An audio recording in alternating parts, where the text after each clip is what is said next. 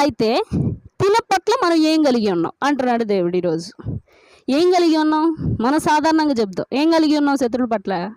మీరే చెప్పాలి. ఏం కలిగి ఉంటాం మనం శత్రువుల పట్ల? కోపం, ఇంకా పగ, ద్వేషం, కక్ష.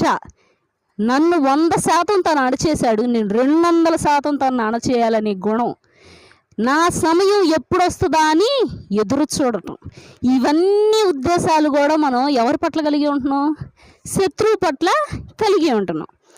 దేవుడు అంటున్నాడు, నీ పిల్లోడి పట్ల చూపిస్తున్నావు కనికరాన్ని, జాలిని చూపిస్తున్నావు కదా, దానివల్ల ఎటువంటి గొప్పతనం లేదు, ఉపయోగము లేదు.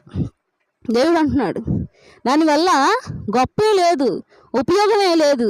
నువ్వు ఏదో గొప్ప అనుకుంటున్నావో, ఈ పిల్లోడిని చూసి కనికరించడం వల్ల, జాలి పట్టడం వల్ల అది గొప్ప అని నువ్వు అనుకుంటున్నావేమో. దాంట్లో ఉపయోగం